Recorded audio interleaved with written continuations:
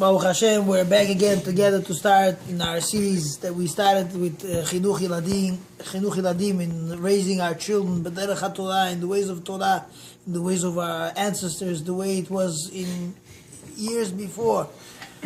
Let's try to bring it back to the way it used to be, and let's try to build our future ahead of us. So this shiur is very much applies to me, and as I say, I welcome all of you to come to join me in this ordeal. It's a great subject, a very difficult one. It's something to put a lot of time into it. We'll explain why in Bezrat Hashem. Yes, this shiur is for Leilu Nishmat, all the Niftarim, especially, let's say, Menashe's father-in-law, Raphael Ben Berta, and also Fuah Shlema, Avdi Ben Chaim L'Chaim, all Cholei Amo Yisrael, and especially some people who are not feeling well. Okay, Hashem should give them Fuah Shlema, Tov Shal Cholei Amo Yisrael B'Karov Mamash. Should always be healthy and strong. Okay. This is our shiur number 2. We spoke in the previous shiur about the concept how it is important, vital to raise our children, and that without chinuch, without raising them properly, we will simply reach to a point of destruction, total loss. I remember my rabbi always said to me, he says, children, you have to have them grow. And you have to remove the weeds on time. If you don't remove the weeds on time, then you're going to have, everything's going to go lost. Al tizru el kotzim, like Shlomo HaMelech used to say. When you seed the ground, don't seed it with the intention that everything should turn into thorns. You know, if you have a wheat field and you invest time into it, you plow the ground once, and then you seed the ground the right way, and then the wheat starts growing. If you don't harvest it on time, what will be is a year after, you'll start having thorns growing, and little by little, you see that the whole thing, the whole thing will be lost. The whole thing. Everything will be a complete loss. Don't do that. It's not worthwhile. I remember there was they say, a famous story with Yosef khiyayev and the Ponovitch Rav. They say when one time when he was in Bnei Brak, and he was very much involved in so many interesting things. He had a lot of projects that he was doing. And remember, they say about the Ponovitch Rav, when he used to go out and to raise money, you know how he raised money? He never used to come and say, I'm opening a kollel, I'm raising for a small program for little children's groups, and he used to come and say, we're building a building. That's what he used to say. He used to play big. He used to take out the big cards on the table, and he used to play very big. He would say, we're building a building. And a lot of times when we used to start building a building, a lot of people used to laugh at him, say, no, this is going to be a very big swimming pool. Because they used to see the foundation, the way it was made. It says, excellent, perfect location for a big swimming pool. He used to laugh at him. And he used to say, Bezrat Hashem, we'll see how it's going to be a big swimming pool. And take a look what he did. How many moslot he opened. How many foundations of Torah he built. You know how much he did? This man did a lot. He lost everything he had in Europe, in the city of Ponovitch in Poland. And he built everything from scratch all over again when he came to Eretz Yisrael, to Bnei Brak. So they say one time when he left Bnei Brak, they in a way, they took him away from Bnei Brak and they brought him into Tzfat. Don't be the Tzfat of once. After Kuma Medina, after the government just, they just took over Israel, and there was pretty much, the Eretz Yisrael was a midbar. It was empty. Desolate land. There was nothing. There was nothing there at all. And when the Ponovitch Rav officially, to begin with, they brought him there to rest. Nobody was supposed to know he was coming. Some people found out that, that he was in the city. And they said, let's take advantage. They ran to him quietly and said to him, Rabbi, we have no chadarim over here. There's no yeshivot. There's nothing. There's almost nothing Jewish here. All batei sefer mamlachtim. All we have is governmental schools, public schools. Yeah, and that's all we have. Nothing Jewish. So, and he just heard about this. He went out and he started, building. He made a big movement over there. I remember there was one thing they quote from him. They say that he came into a meeting with many people, many Askanim. He said to them, listen, he says, we are here to start something very big. We want to go and raise our children properly. We want to give them the right chinuch. He says, even me, he says, I came into my new small apartment that I have. It's a very interesting thing I come onto. I came to a point of realizing that I have a source of electricity, a zerem chashmal. I have a source of electricity. And to my surprise, I saw at one point, I see there's a heater, electrical heater is plugged into it, and it's providing a lot of heat. And at the same time, I see that in the same socket, right, just one on top of the other, there's a refrigerator connected to it, and it's providing a lot of cold. So you see the same source, and yet it could provide a lot of heat, a lot of warmth. And at the same time, you have the same source which could provide a lot of cold, and frigid, cold, and whatnot. So you see from here a tremendous lesson. So if you raise your children, there's an approach. It has to be done the right way. There's a way how to approach children. There's a way how to approach parents. There's a way how to approach a wife. There's a way how to approach friends. There's a way how to do things. The most common one we'll speak about is point out that a proper approach is what counts. There's a Gemara. I'm gonna be throwing points from all over. There's a Gemara in Masechet Kiddushin, a very fundamental Gemara that you could apply to almost everything in your life. They say there's a child who respects his father, and there's a child who disrespects his father, and yet they're both just doing the same thing. It says you can have a child, a person who's supporting his father, is not giving him the best food out there. Not giving him the best food out there. And I would like to read to you the Gemara from inside. It just happens to be somebody snuck out the Gemara Kiddushin, and we don't have it in the building. Now, go find it. So anyway, it's not important. Sit down. So there's Gemara says over there, it says you can have a person serving his father. Regular food, nothing special. Nothing special. And the father will come over to his son and say, Bachim, right? Dirujigara, my most beloved child, where is this from? And the child will tell his father, Pop, eat. It's good for you. It's something which is, I was able to come up with. It's something special. It's for you, special. Doesn't tell him where it's from. He says, eat. And the father says to him, thank you, and he eats. And it could have the same time, you could have a child who will serve his father meals, right? Pisione Gemara says over there. He's serving food which is high class, top meals. And the father will turn to his son and say, but my son, where's this from? He will say, why are you asking? Just eat. You see, it's food. Just eat already. Same idea, same concept. Both are feeding the father. There's one who has a proper approach who will go ahead and say to his father, B'delach kavod, Pap, it's good food. It's healthy for you. Eat it. Eat. It's good for you. It's not important where it's coming from. And you can have another person who will come with her and say, saying, don't you see it? Eat. There's a famous thing they say, a wife, she anticipates from her husband. She looks at him and she says to him, she's waiting there, standing there, looking at him, eating all the food. And she says to him, she's looking at him, saying to him, waiting for a compliment. Mahmad, let's go, give a compliment. And the guy is sitting there eating the food, and she turns to him and says, how do you find the meal? He said, good. So what do you say? A regular, typical guy will go and say, oh, what? Don't you see I'm eating it? Must be it's good, no? You can burble. You could say, this is not nice at all. You turn to her and say, your hands, your hands feel any pain whatsoever. Your meals are wonderful. You're a wonderful balabus. You're a wonderful cook. How lucky I am that you prepared these meals for me. How happy I am that, Baruch Hashem, that you get, I get this an opportunity that you're able to stay home and, and I could come home to a warm atmosphere. The children are taken care of, and the food, the hot meals are being served. Say something like that. Right? Just blabber it out. Same thing with children. You could come to a child and the child could have, come close to you. And what do?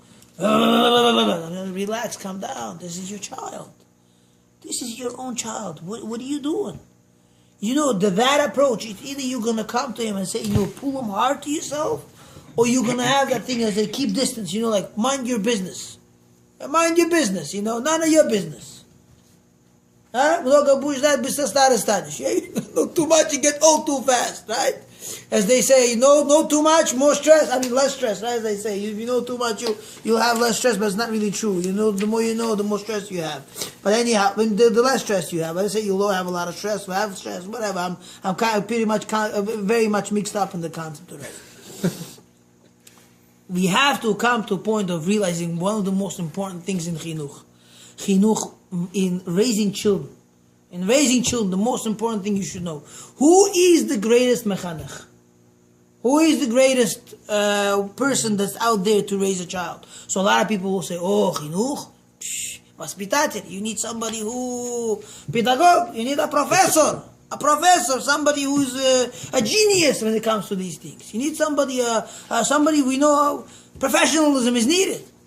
And this is, you'll say, like, really? Who's born a professor? Who can, raise his hand and say, you know what, I know how to raise my child? Who's the best? So you ask a question. You ask the question, you come to a point of, really realizing the best out there. The best out there. Who is the greatest mechanech, greatest, what's the name, person out there to raise you properly is none other than the father himself. Not the Rabbi in the yeshiva, not the grandparents, not the friends, not the neighbors, none of all those. The best mechanech out there is the father. Our father knows the values of his child. Our father is the one who cares for his child. Like they say, there was a famous story they say one time. There was a story how a child was playing a ball. And the alleyway where he was playing the ball, it leads to the main road where the cars are flying by. So every few minutes, the basketball rolls out to the street. The kids runs onto the street without even looking if the car's coming or not. And he just goes there, grabs the ball, and suddenly you hear the squeaking and the shrieking of the brakes, and the car is coming to a full stop. And the guy yells out saying, "You have all the words in all the words, with the alphabet throughout the whole thing, A, B, C, D, till all the way to Z, right?" And meanwhile, the kid grabs the ball, goes back to his game, and the car speeds away, goes on to doing whatever it's doing. It happens once, twice, 3 times, 4 times. And the last time when it came to a point, it says a guy came to a full stop. He ran out of the car. He ran after the kid. He grabbed him and he started giving it to him. Oh, he gave it to him. Not once, not twice. He started beating him. And they say, you know what? You say, what's the difference? You know what the difference is? The last one was the father. The last one was the real father. All the other guys weren't really there to care for the child. It's more. You have to know that in chinuch, the one who actually will come to a point of caring for you and doing for you is none other than the father and the mother. Father and mother, but the best mechanech, if you look Chazal, what would be the reason that I saw a very interesting thing they say, if you look, there's a Masechet we have, it's called Pirkei Avot, the teachings of our fathers. What means Pirkei Avot, teachings of our fathers? Because fathers are the ones who teach. That's the real teaching comes from the father. The father is there to come to give nasichat, to come to give to point out to a child, this is where it has to be done, but it has to have a proper approach. No negativity, no attacking, no screaming, no raising your voice, no, nothing extra, out of the ordinary. Don't do something crazy. It has to be very calm and very we'll speak about it right now. A father is the one who knows how to do it. He knows how to give proper advice. He knows how to guide a child properly. He is the one who could give the right approach that could come to a point that the child will come up to bring out the child's best qualities. The one who brings out the child's best qualities is the father. He can do it. And also from the other side is the mother. The mother also takes a very big part on the chinuch, is the mother too. The father could be the one, if you look, Chazal say, Shma bini musar avicha, right? He tells to a child, listen, he says, listen child to your father, to the affliction that the father comes to give you. The father is tough, but listen to what he's doing. Why? Because the father could come and tell you. He's not going to hide things from you. He's going to come to you and tell you, over here I got to balance you a little bit. Here I got to balance you a little bit more over here. Till you come to a point of, walking straight. This is what chinuch is all about. Chinuch is just to, when you're starting to walk, and you can't, catch you can't catch the balance the right way. The father's there just to tip you a little bit from left to right. You shouldn't fall here, you shouldn't fall there, just to get you in the right path. That is what chinuch is all about. That it's all about. The mother, on the other hand, the mother also has a very big part in the chinuch. And Chazal bring down a lot of things where you see, it says what? It says, comes to a boy, it says, Ve'al titosh, tolati mecha. In that same pasuk, it says, Shema b'ni musar avicha. It says, do not uproot, don't leave the Torah, the Torah teachings of your mother. Now, what Torah does a mother teach to a child? We know that the mitzvah of Talmud Torah teaching kid is not on the mother at all. It's the father who teaches Torah to a child. He says, what the mother does is, she is the one who comes with a positive reinforcement. She knows how to give a proper approach. What a father cannot do, a mother can. When a father comes and say, oh, right, oh, and the child feels like, maybe it's not so right what he's saying. But then the mother comes with puts her hand around him, and she explains to him in a better way, automatically the child says, oh, Papa is right. That is exactly the point where the mother comes in. The mother is like a soldier. The father's a general, and the mother is a soldier in the army, and she's there to do whatever the general says. She's supposed to bring that out, that inner love, inner warmth to the Torah, inner warmth to the proper midot, to proper character, the right way. A mother can do it. Givinaskati, what the Bukhari say always, the mother can come, with the good word. Come, and then you see a child. Who will a child listen to more? And my Rabbi Zafrani, he used to say, I was in the Kollel, he said, Rabbi Zafrani, again, the elder from the Zafranis, he would say a very interesting thing. He says, why is it that the child trusts his mother more than he trusts his father? No. So we were wondering, why is it like that? You see, a father will say that, a child will say, contemplating, should I listen, should I not? When the mother says something, he says, that's true, I gotta listen to her. That's the right way. He says, because very simple. A mother will give a bottle of milk. Papa will give a bottle of alcohol. Sleep longer. Don't bother me too much. This is what it is. A father, it's not the same way the mother's approaches. And I tell you interesting stories. If you look, for example, Chazal, Tehillim, David HaMelech. In Rosh Chodesh we say it every time. It says, what do we say over there? David HaMelech says over there, Ribono shel olam, Ana Hashem. Hashem, please, I beg you. He's begging Hashem. And he says, Ani avdecha, I am your servant, ben amatecha, the son of your maidservant.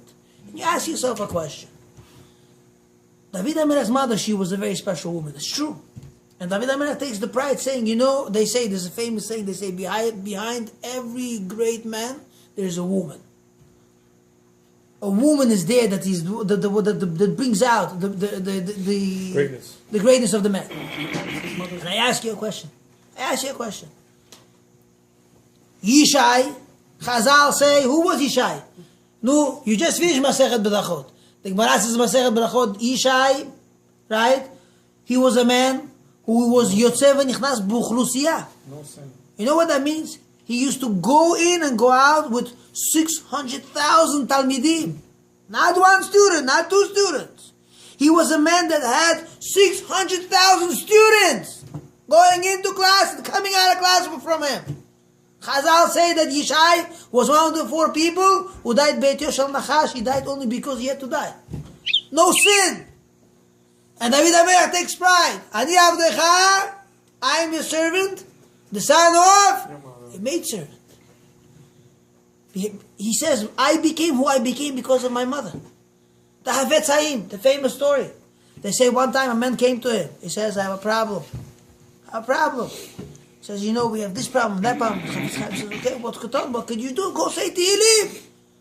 He says, okay, fine, I'll go say Tehillim. He ran out, came back a half hour later. He says, it's not going. We're not getting anywhere. He says, what? Go bring me your Tehillim. So he says, Tehillim? Okay, I'll go get it. He goes, he brings a brand new Tehillim. Chafetz Chaim opens up, feels the crack. He says, this is a Tehillim. Chafetz Chaim gets up on that chair, which was a shaky bench. You should have seen the chair of the Chafetz Chaim, what he sat on. He climbed up all the way to the top shelf, and he took out a Tehillim from there. It was an old Tehillim. The pages already were all crumpled up. And you saw from the pages that there were thousands of tears poured into this Tehillim. He says, this is not a Tehillim. This is the Tehillim. He says, this is my mother's Tehillim. This is why I became who I became. My mother wept. She cried. She begged Hashem that I should become somebody very special. She put her whole essence into who I became. Rabbi Miller Zatzal, Rabbi Victor Miller. I remember my wife read it to me. He says, in his books he writes, he says, when I was a little kid, my mother, she would say to me when I used to walk into the house, he used to love go playing ball. Soccer was his famous ball game. He used to love playing soccer. And was another thing, he was the person standing always at catching he was the goalie. The kids never chose him to go into playing, into running around. You know why? Because I think they say because he was something that they felt like he was like a geek or something like that. So they said you stay and be a goalie, you know. But he was a professional goalie. He used to love playing soccer. You know why Rabbi Miller went to Europe? People don't know about this, but I'll tell you. Rabbi Davis, our Rosh Hashanah should be always healthy and strong. Rabbi Diamond said that his father, Rabbi Yehuda Davis, he convinced him to leave the YU. Rabbi Miller was with Rabbi Mordechai Gifter, with many Gdolim, with Rabbi Nassim Meir Wachtwager, also with the Mashgiach of Lakewood. They were all learning in YU at that time. And Rabbi Yehuda Davis was, I think, around age 20, 21, 22. He came into the yeshiva and he tried to convince a lot of boys to take him from America, to take them back to Europe. Rabbi Miller was one of the guys. How was he able to convince him to leave? They say about Rabbi Miller, he was a person that he was the only person in the YU that was granted to have the keys from the library. Nobody had such an opportunity. He sat and learned non-stop. Non-stop. He loved learning. Loved learning. This was his life. All life was just sit and learn. You know, Rabbi Miller was able to sit on the couch 6 hours in a row like this. Hold these big Gemara. Not this small Gemara that we have. This is small. The real Chatan Shas, the big ones. The huge. You used to open it up. You used to sit on the couch, hold the Gemara like this, and non-stop for 6 hours straight learning. 6 hours straight. This was Rabbi Miller. Each set Rabbi was 6 hours learning straight. This man was Kodesh Kodashim. He was holy of holy. This was somebody unique. You know what Rabbi Davis said to him? Rabbi Davis came to him and says, Avigdor, let me tell you something. He says, if you go to Europe, over there the quality of learning is so big. He says, you'll be able to accomplish all your learning and you'll have time to play soccer too. So he says, yeah, I'm going right now. So him, Rabbi Mordechai Gifter, they all got up and they went to Europe. They all went. He went there, and he said the only thing that he came into Slobodka Yeshiva, just came in there. He says he put down his bags. He says, I came to learn, and that's what built him. That's how he became great. Before Holocaust, sure. He learned in Europe. Rabbi Isaac Sher was his Rabbi. But you know what his mother used to say to him? She would say to him, she would look at him, she would say, Victor, if I was a man, I would run to the Bet Midrash to learn Torah. That's what she used to say to him. She showed him what's important, and those words instill so much into the child that he became somebody great. That is what did it to him.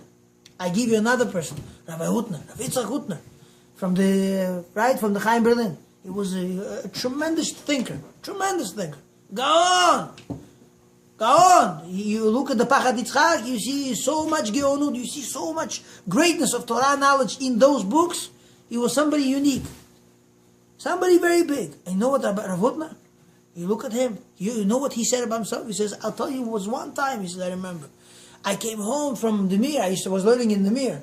I think he was learning in the Mir, in Europe. He came home, and he said to his mother, Mom, you should know, I learned so much, that within this whole winter time, from Sukkot, Rosh Hashanah time, Sukkot, all the way till now, till Pesach, till time I came home, till Chodesh Nisan, I was able to finish the entire Masechet Bava Kama. And Bava Kama is big. A huge Masechet, and he was able to cover to cover. His mother, when she heard this, she ran into a room. Father bought her a special dress specifically for Pesach to wear by the Leila Seder, by the Zdarim night. The Yom Tov, it was something chashuv, something important. And she went, she made a special meal. She put on that, that those beautiful clothing of Yom Tov. And she came out and she gave such a broad smile. He looked at her and says, Ma, but this dress, Abba bought especially for you, for what? For Yom Tov. It was not for now. Why did you put it on? He says, there's no greater Yom Tov to me than this kind of news. No greater Yom Tov than this. I tell you more. Rav Shach, who he became, was because of his mother also.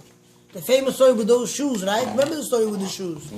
Lakewood. They say that people used to come into Rav Malkiel Kotler's house and they would see in the break front with all the beautiful servant, you know what Bukhari is put in the servant, right? All the most beautiful dishes. A lot of you know those break front that they have You're familiar with that, right? No shoes. Says he saw in the whole thing over there, there's also a pair of shoes, ripped pair of shoes. So everybody, the students used to always be matmir, used to ask the question like, what's the story behind these shoes? You know, shoes ripped, and also in the break front. You know, this is very strange. What's this all about? He says, no, these shoes are special shoes. So they said to him, but these shoes look so old. You know, the minhag, the custom is not to keep shoes of a person that passed away already. People that they die, you're not allowed to keep their shoes. It's the first thing you get rid of out of the house. There's a custom like that. Because they say, there's a Gemara, there's a connection, the Gemara in Masechet Berachot that talks about this. There's a concept for that, where they say, get rid of the shoes. Because they say if the person that passed away comes in a dream back to the house, and people of the house see him coming back to the house, and things that he takes out, for example, he takes out a raincoat, an umbrella, he takes out shoes, things that usually people go out of the house with. Yeah, you go out of the house with. He says it looks like that this person that passed away, he's taking out more people out of the house. And this is like heebie-jeebie. Scared, you know, spooky. Nobody wants to die, right? So that's why we specifically, his personal things, right? Out. After a year or right away? No, they do it right away. I know some people wait a whole year. Best thing to do is, the person passed away, you bring 2 bags, one right shoe in one bag, left shoe in another bag, and throw them in different garbage dumpsters. They do that. And you just make sure they get disappeared. Anyhow, listen to the next thing. They say that Rav Shach, right? They say that he said that these shoes were special shoes. These shoes were special shoes. What was so special about these shoes? They said to him, he said to them, you should know these shoes. They said to him, you're not allowed to keep it. If somebody passed away, you can't have them. You know what Rav Kotler said to them? He said, no, these shoes belong to a person who actually is still alive. And they said, who's that? He said, these shoes belong to Rav Shach. Rav Shach, who lived a man who lived to over 100 years old. And how did these shoes get to Rav Kotler's house? Because they were passed on from Rabbi Zalman to his son-in-law, Rabbi Aaron Kotler. Rabbi Aaron Kotler gave it to Rabbi Shneir Kotler, and Rabbi Shneir Kotler gave it to Rabbi Malkiel Kotler. And it was passed on. What was so special behind these shoes? They say about Rav Shach, he was a little, you should know, he left his house when he was still a little boy. He was like 9, 10 when he left his house for good. Never came back. And there was one time he came back. He left, and then as soon as he left, World War I broke out. When the World War I broke out, he says that Rabbi Zalman said, listen, he says, I cannot take the responsibility over the boys. He told all the young kids, go home. So Shach had to walk. You know, when the war breaks out, there's no trains, there's no horse and buggy, the soldiers are all over the place. It's very dangerous. You don't just mess around. It's, you know, save your life. Think about yourself. So they said, you know, Rav Shach had to walk from one town to a faraway town just to get home. So he says when Rav Shach got up to leave and to go to back home, by the time he got home, he walked into his house. It took a few days. He came into the house and his mother looked at him and she says to him, Lazer, what are you doing here? He says to her, Ma, the Rosh Hashiva said the war broke out. All the children should go home. She says to him, why? She says, it's not safe. And she tells him back, and what? In the house it's going to be safer? Go back to the yeshiva. Shachar turned around, little boy, turned around, back, the same route. Did she feed him at least? I'm sure she gave him something. But he walked all the way back to the yeshiva. But take a look what her mother did. She built him. You know what she built him is? He got Rav Shach got back to, by the time he got back. Did she charge his phone? She charged his phone too. He had an iPhone, sure. Yeah, but I know. I'm sorry, it was a BlackBerry. Zichlon livracha. You know, it passed away already. But anyhow, the iPhone is still alive.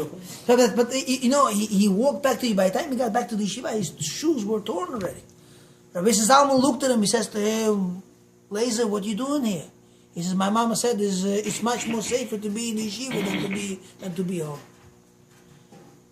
He was so much taken back. He says, okay. He said, come inside.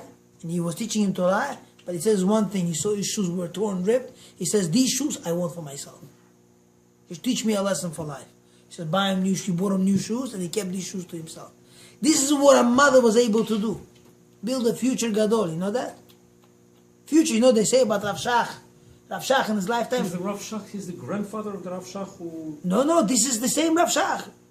He lived during World War One? World War One, sure. Sure, he lived to over 100. He was born before World War One, of course. They say that when Rav Shach, listen to this, Rav Shach, he say about him, they testify. His wife testified about him. Say at night when he used to sleep, if his kippah fell off his head, he would wake up, pick up the yarmulke, put it on his head, and then go back to sleep.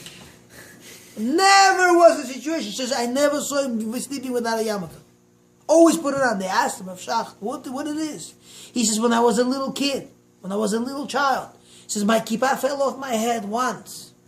Fell off. And I didn't really care to stop doing what I was doing, to go, to bend down, to pick up the kippah and put it on my head. He says, my mother's approach was, she said to him, Laser, says, if you don't pick up the kippah right away, what's going to be with you in the future? If you don't pick up your Yirat Shamayim right away, to cover your head, why are you wearing a yarmulke? To show that you're in awe of Hashem. That you know there's a Ribono Shalom over your head. Respect, honor.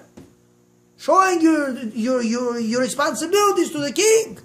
You are in the army of Hashem. And you know Hashem is above you. He says, if you don't pick up your yarmulke now, what's going to be with you in the future? I remember there was another story with the Rabbi Yosef khiyayev, the Manchester Yeshiva. They say there was a guy who was in his yeshiva in England, in Manchester. He says they were playing ball. And Rabbi Yosef khiyayev always had these jewels beneath his tongue. He used to take them out and just throw them at the boys. The boys were playing ball. So Rabbi Yosef khiyayev was walking there. The boys stopped playing. They walked into the Yeshiva. The Yeshiva walked into a place where they're playing ball. And they stopped. He says, no, you can continue playing the ball. Continue playing. Just says, don't forget. Says, when the kippah falls and the ball rolls, pick up the kippah first. That's all he said to them. Like and he walked away. Kippah on the head. You see that the mother, right? Also, I give you another example from the Torah. The mothers, what they can do. Look at the dispute that we had between Abraham and Sarah. Abraham Avinu, right? Finds out that he's Ishmael, right? He was 15 years old at the time, they say. Ishmael ben Abraham misbehaved by a party. And the way he acted was derogatory. Not proper. Does it say what he did? He was metzahek, laughter. But metzahek is a terminology of showing as if that in the future he was bringing out that he had the root of avodah zarah within him, the root of killing within him, root of being adulterer within him. And Sarah Imenu, she saw this, Vatera Sarah, et ben Hagar HaMitzrit. She saw the son of Hagar, the Egyptian, right? And she saw him being metzahek. She said, what did she say to Abraham? She turned to Abraham and she said to him, Abraham, Garesh, wait, say it the right way. Kick who out? Kick her out. Kick her out and her son with her. And you ask, Ribono Shel Olam, what did Hagar do? If the son is messed up. The son is messed up. Hagar, why are you throwing her out? What's going on over here? What is going on over here? Because Sarai Menu said like this. It cannot be that this is coming from Abraham. The character that is coming, what's bringing out from this child, cannot be coming from Abraham. Abraham is against all these things. Avodah zarah, Gilui Arayot, Shefichut Damim, all these terrible sins. He's against it. He's a pillar of Torah, teaching, bringing people close to Hashem. He says the only place where this child could pick up such behavior is at Ben Hagar HaMitzri, the son of Hagar the Egyptian. Get her out of the house. She's a source of all bad. Ki lo yirash ben ha'ama hazot, because the child of this maidservant is not going to inherit im beni, im Yitzchak, with my son, with Yitzchak. Out. Well, we know big rabbis that have not religious kids also. No comment. There's reasons for everything. It's not for us to judge. But Chazal say what? What was the point here? And Ribono Shalom said to Avraham Avinu, it says, Kol asher tomar elecha Sarah, shema bekola, whatever Sarah told you just now, listen to her voice. And Chazal say, Kola was what? The Kol Ruach HaKodesh Sheba. The Spirit, the Holy Spirit that's talking, the Shekhinah that's talking from her throat. It's not coming from her, it's the Shekhinah that wants in this way. Hashem wants this child, this lady and the child out of the house. Get him out. You see that a mother, and a mother has a tremendous effect on the child. A lot. the inspiration, the positive reinforcement, the proper approach to everything comes from the mother. The mother plays a very big role. So the chinuch, the responsibility of raising a child properly is on the father. And the mother is there to inspire a child to go the right way. She should say, how lucky you are. You have a father like this, who keeps the Torah, keeps the mitzvot, who is good midot, he's properly behaved, he's honest in business. Whatever applies to the father. But the positive, bring it out. Say how lucky we are that we are close to Hashem. How lucky we are that we are aware there is Ribono Shel Olam in the world. How lucky, Baruch Elokeinu shebaranu lichvodo. She should say those words. Ashreinu matov chalkenu. How lucky we are. How fortunate we are that we have this lot, this share that we have, that we are close to Hashem and we are close to Him. Being aware to know why we live in this world, what's the point of living in this world. Make these things, talk about Olam Haba, talk about the importance, what the difference between us and the nations of the world, that we're not the same. These important rules are passed on with the father, but especially the mother. And the mother is there to enlighten within the child. You should know the children. So we said that who's mechanech? Who's the one to raise the children? The father, the mother. The next point you should know is the children copy the parents all the way. Like we had that Gemara in Masechet Sukkah, if you remember. It says whatever a child says on the street, where does it come from? The aviv, the image says it's either come from the father or came from the mother. Everything a child says or does it comes from the parents. You should know every child mimics his parents. He copies them. Like the famous story I once mentioned over here, Rav Yehuda Ades. Right? He's a big Talmid Chacham in Eretz Yisrael. Comes from a very chashuv family, very important family, Syrian family, big Talmid Chachamim. From the Zkenim of Yerushalayim. He has reached in yeshiva. You should know, to his yeshiva, there's a line of Sfaradim and line of Ashkenazim also. They fight to get in. And Rav Yehuda Ades has a rule. It says one Sfaradi in, one Ashkenazi in. One Sfaradi in, one Ashkenazi in. And he goes, there's always a balance by him. And they stand online to get in. Rav Yehuda Ades is the Talmid Chacham. Unbelievable. Gdol Adol. Still alive? Sure. Yeah. Hashem should give him a long life. He should be always healthy and strong. Take $1 from nobody. But they say that Rav Yehuda Ades, Rabbi Yaakov was a big Mikubal, big Kabbalist. He had brothers, Rabbi David Ades, who's somebody big, Yosef Ades, the family, Chashuv, very important family. They say that one time he says, I came into the house, and he says, well, I had one little problem, I had slight paralysis, half of my face was kind of paralyzed a little bit. So when I was talking to my wife, I was talking like this. My lip, only one side of my mouth was working. There's a slight paralysis on this side. So he says, one day, 2-3 days later, I see my child talking that way. So I grabbed my kid and I said, hey, tell me, Bubala, Buba, why do you talk that way? So you know what the child says? I saw you talking that way a few days ago. Can you imagine how far this goes? A child is there to derive. It's like the parents are his source of nourishment. He gets everything from his parents. You know that? A child always looks what his father does, always looks what his mother does. Always. Yep. Papa and mama. My daughter already goes like this. Papa and mama. Sure, they pick up everything. They learn everything from parents. And this is something to me, they copy us. They're great at it. Great. And this is where we come in. We have to realize that we carry a very big responsibility. Very big responsibility. You should know. Children learn everything from the parents. From the way the parents act between each other. From the way they act with him. He learns a lot too. And also he learns what surrounds him. But most important is how the parents are between each other.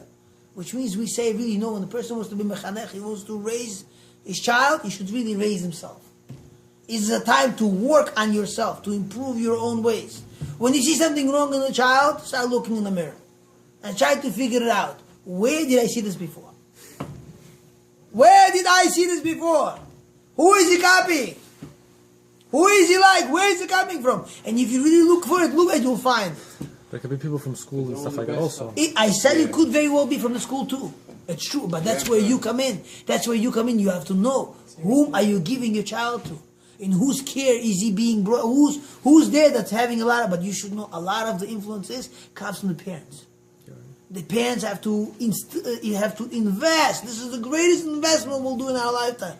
Is to invest everything we have into our children. Not the house, not the cars, not the beautiful breakfast with all the dishes, right? Not the beautiful couches. Believe me, all this is nonsense. The most important what you will do in your lifetime is invest, not in the bricks. You gotta invest in the children. Children. You know, you look at that, we're going to have the Haggadah of Pesach, Bezrat Hashem. In the Haggadah of Pesach, we say over there, HaKadosh Baruch Hu saw all our affliction, all the stress we had, right? And it says over there, Vet Amalenu, and all our toil. And the Bala Haggadah, the Chazal, the Anshei Knesset Haggadah, they explain, what does it mean, all our toil? What was all the toil of the Jews in Mitzrayim? Now, we will see probably building, right? Cyprus, Luxor, right? All those big cities that they're building, probably the pyramids, right? The king's palaces, right? The fortresses. No! Chazal said, all our toil is what is Elu Abanim. These are our children. The children was the main amal for the Jewish people. That's what they cared for the most. Who cares about Paro and all his nonsense? The children were the most important thing. Children. And all of us are like that. I prove it to you. A child, right? Let me give you an example. You come from work very tired. You had a hard day working. After selling all those watches, right? And then, saying, I had enough already. Yeah? I made a sale. I didn't make a sale. I got commission. I didn't get commission, right? Fighting with the guy, right? For every penny. Yeah? At the end of the day, you come home.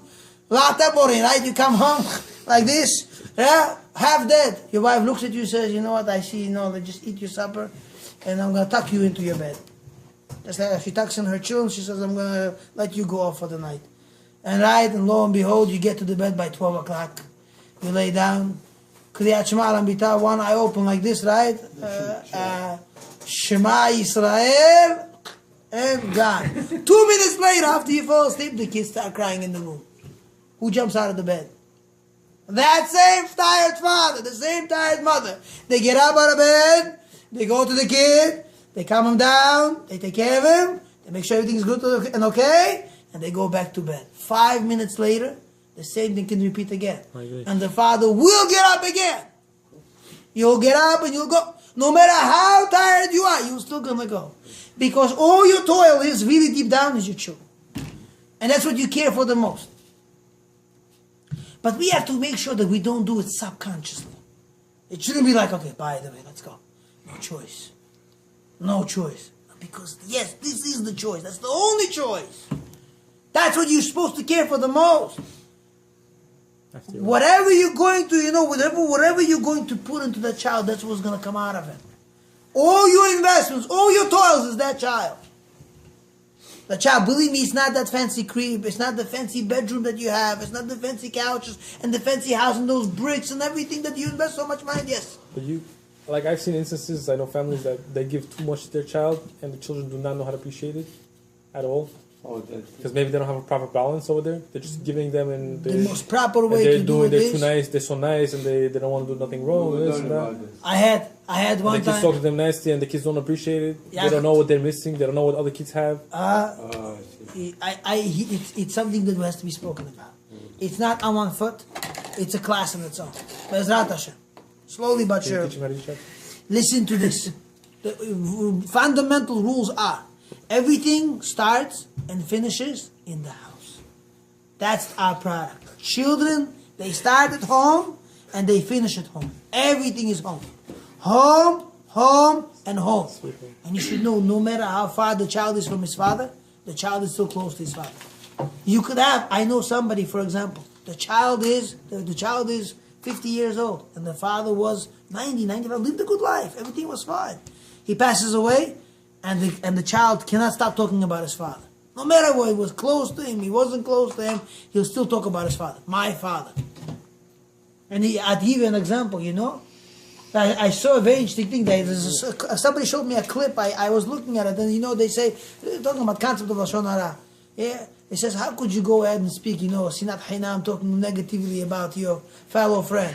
Would you talk negatively about your father? He says, oh no. So would you let anybody else talk negatively? He says, oh no. What are you going to do if you will hear somebody talk? Say, listen, if one more word, I break your teeth. Yeah? One more word and you'll get it. Right? Mi'od mila ahad, every word, a tooth. Yeah? This is something people have to realize and understand. It says, listen to what the children learn from. They learn from the shalom bayit that's between the husband and wife. The more shalom there is between the husband and wife, the healthier the children are. Today, the reason why the kids are not, they're very much, there's no balance. You see the child is not balanced properly. There's no balance. And you say, I don't understand what's wrong with this child. Because he gets mixed messages.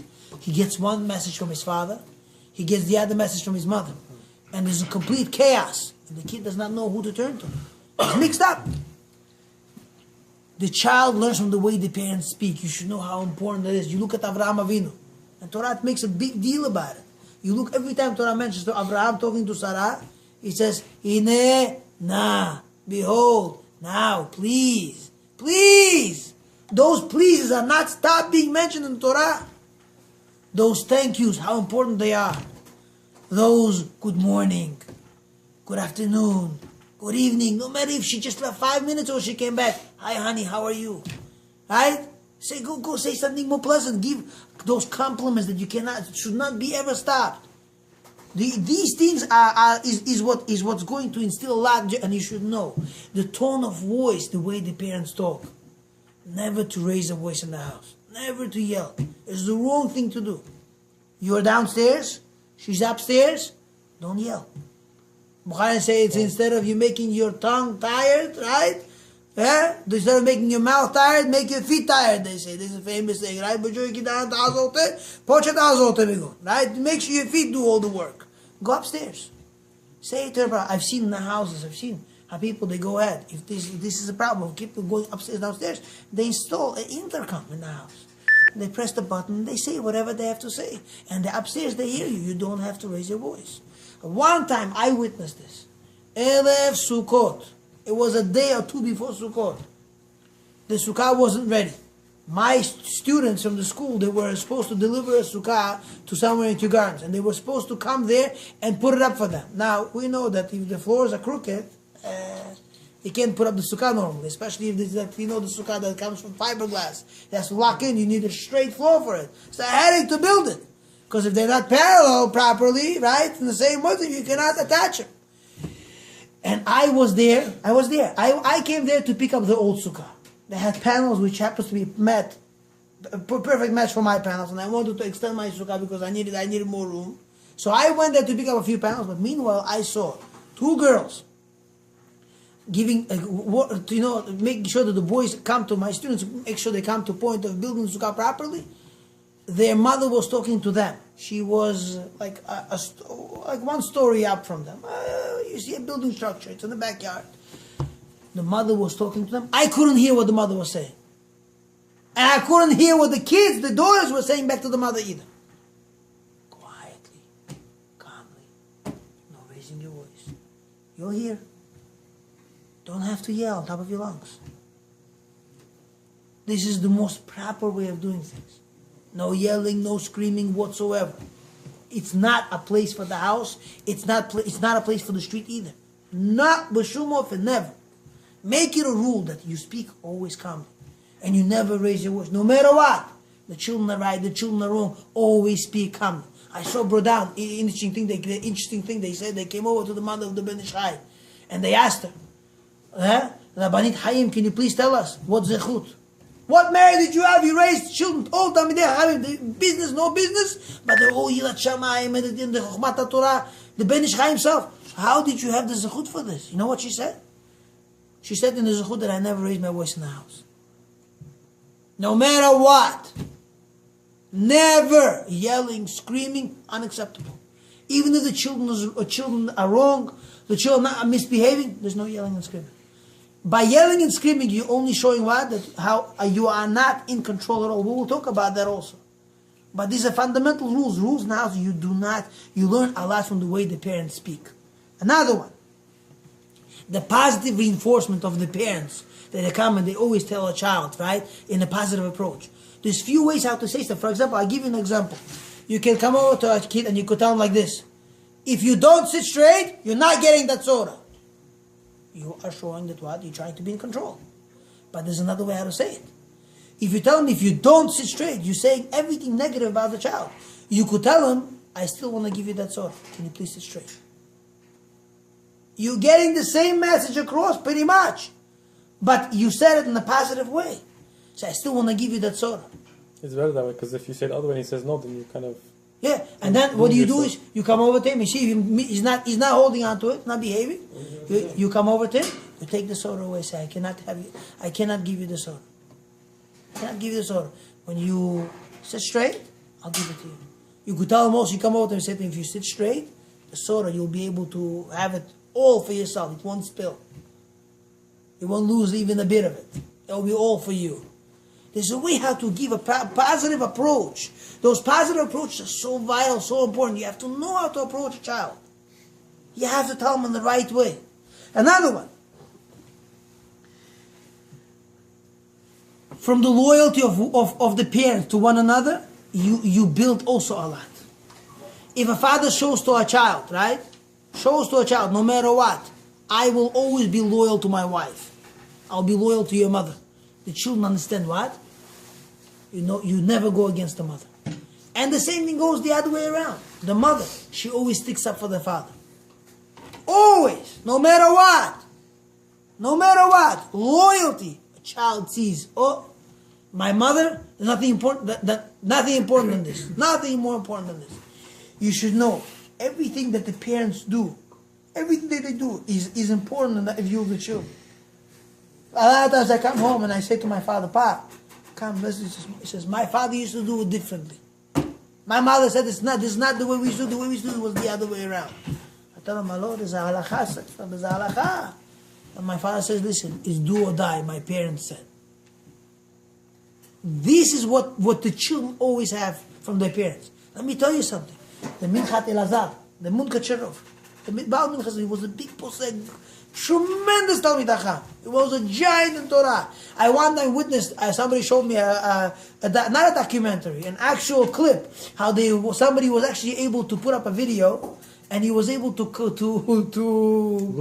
what's the name, to record the Munkat Cherov speaking. It was a drasha, a certain drasha that he was giving. He says, I looked at the drasha. First he was speaking Hungarian Yiddish. I could not catch not one word. That's how fast he spoke. And the people come, the whole congregation of thousands of people sitting there. The entire Munkach was there. And he was talking so fast, you can't have anything he's saying. You could not understand. He was a giant in Torah. They say one time he was traveling on a train. Listen to what happened. Traveling on the train. And he sees a person sitting there, no kippah, not goy gamur, complete non-Jew, sitting there, taking out his pork steak, whatever, and he started eating. As soon as he started eating, the Munkat Cherov says to him, hey, you're a Jew, you're not allowed to eat that, put that down. He says to the guy, turns to him, he says, what are you talking about? A goy. What Jew? You call me a Jew? I'm not a Jew. It was about to lower his head again to continue eating. He says, don't eat, I told you, you're a Jew. You're not allowed to eat it. This happened once, twice. And the third time he told him, you're not allowed to. He came over to him, he says, he took this sandwich, whatever, he was on the train. He lowered the window, the train, and he threw the thing out, came over to the Munkat Cherov and he says to him, how did you know that I'm a Jew? Nobody knows I'm a Jew. How did you know that I'm a Jew? He says, from the way you're eating, I was able to tell that you're a Jew. How? Is the halakha in Siman Kufayim. The famous halakha. That Jewish people, when they eat, it doesn't go this way. They take a big piece, take a bite and put it down. It doesn't work that way. They break a piece and they eat. Break a piece and eat. Break. This is derech eretz. Nimusim. These are laws by a table, proper of approach to food. There's a way how to eat. Manners. Derech eretz. Don't take and put it on the table. Why? Because when you put something disgusting on the table, like for example, I see people, right?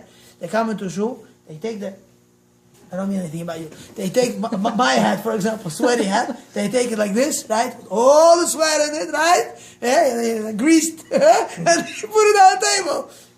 Haram, don't put your hat on the table.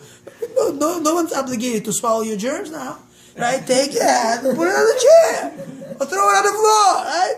It doesn't work that way. The animusim, there's ways how to eat. You're supposed to eat with on a plate.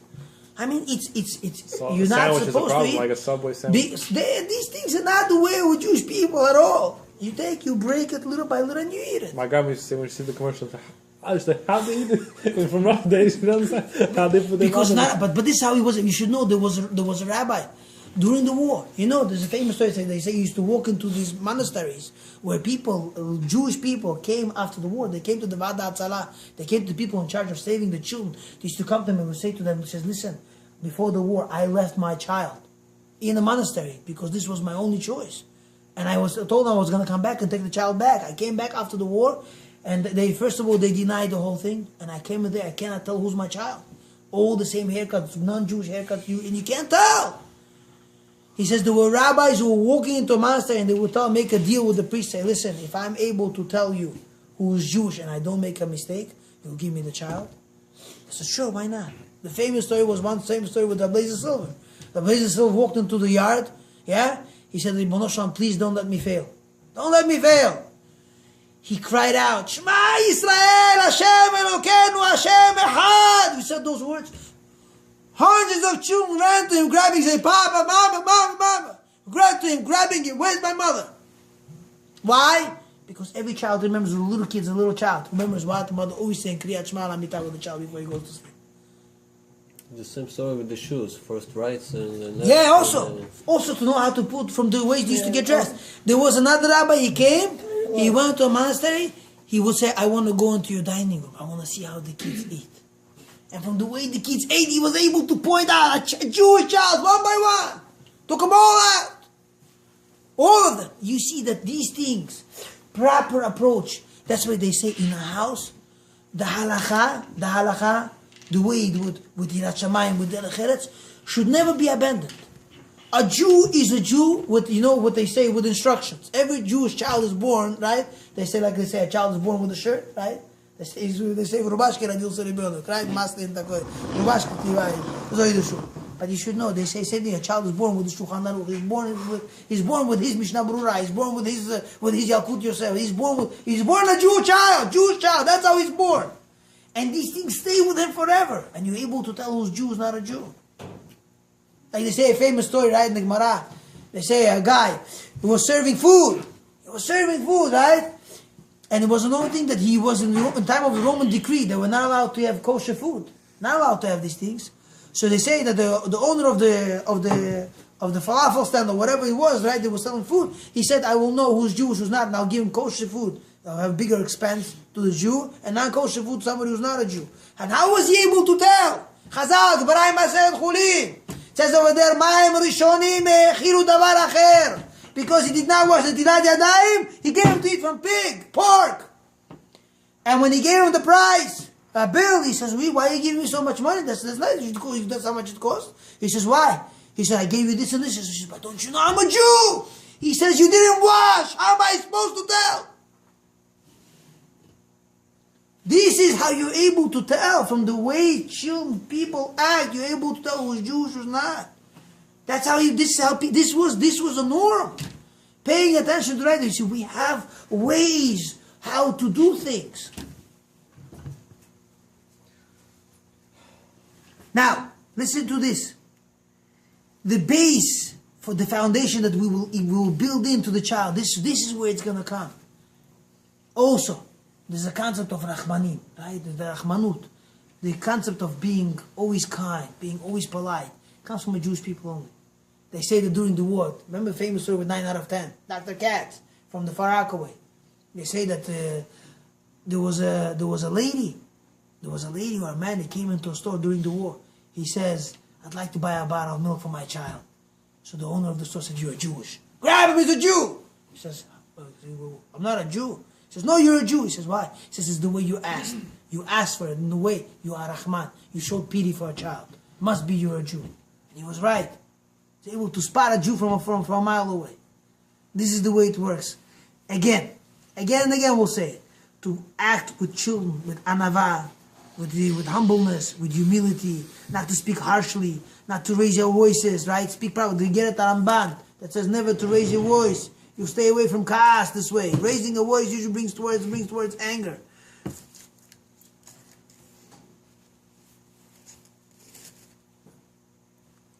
And here comes a very interesting thing. Every father, every mother is there to do the chinuch, to raise the children properly. You know, every father and mother will have a claim. Say, you know, I'm a young father and I'm a young mother. A lot of us will come and say, listen, you want me to do something for my child, something that I haven't seen. The biggest problem that we went through in the Galut, I will be honest with you. I grew up in Russia. I know what it means. I saw my father and my mother being together more or less. Seen them, right? In the acting in the house, doing things together. There was a time my father, you know, he was an accident and he broke his foot. He was in the house for over a year with a big cast. His cast went almost up to his, higher than his, close to, even, you know, up to his stomach. He had a cast in his foot. Hashem Yilachem, they were going to amputate his foot and whatnot. And I saw a whole year my father being there with my mother. How they acted to each other. Because, you know, parents are busy. You don't see them. There's not much to learn from them. When we came to America, a lot of people, they leave the houses, they go to some other country. We don't see much. We can't, there's nobody to copy. There's nobody there to see a live example. The best chinuch you always get is, I came over to my rabbi one time, I remember it's like yesterday. I come over to him and I said to him, Rabbi, you know, I know I'm a bit late, but I must ask the question. He says, what? He says, you know, I have children, Baruch Hashem. He says, oh, Mazel Tov, very nice. Good, you should have many more. He said, how do I raise them? So he turned to me. He says, there are no books for this. He says, let me ask you a question. He says, who raised you? I said, my father. You like the job that he done you? I said, more or less, yeah. Of course I like. Well, I like my came out a bit normal. A bit normal. So he says to him, oh, there you go. If you do the same, you won't go wrong. The approach. I'm not talking about, you know, religious, not religious, the proper approach. Never did, you know, come to the point of seeing fights in the house. Maybe my father will come and say, you know what, he wants something this way and that's it. But to scream, to yell, throwing things at each other and doing crazy stuff, and the stuff that you hear, never heard of this. Never seen such a thing. Calmly, everything goes by. Smoothly. Most important. But how do we, that we haven't seen that much, we don't have the actual Masorah. I will finish with this Bezat Hashem. Rav Brevda, he writes in the Sefer, in Ziyah Binan B'Chinuch, he says one of the most important rules in Chinuch is, like we mentioned in the Chavetz Chaim, is the tears, the prayer.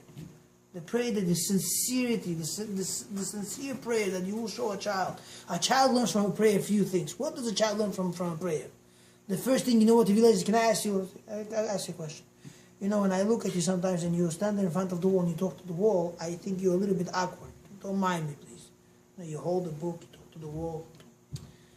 I look at you, I realize that there must be somebody there that's beyond the wall, you know, a little bit further. You're talking to somebody else. Abba Sheba Shamayim. We have the Ribono Shel Olam to talk to. The awareness of Hashem comes through tefillah. A child realizes, and especially if the Birkat HaMazon, the tefillah is sincere. Baruch Ata Hashem Elokeinu Elokei Avotenu Elokei Avraham. A child asks, who's Avraham? Elokei Yitzchak. Who's Yitzchak? Elokei Yaakov. I have the brothers that name. After who? The awareness. This is where it comes from. Realizing there's Hashem in the world comes from that. This is what a child learns. If a father has a proper approach and he shows that there is a boss in the world. This is what you learn from a prayer. Another thing you learn from a prayer, you could accomplish with your prayer. And he says, this is Badukum Nuseh. He says, most of our chinuch comes from prayer.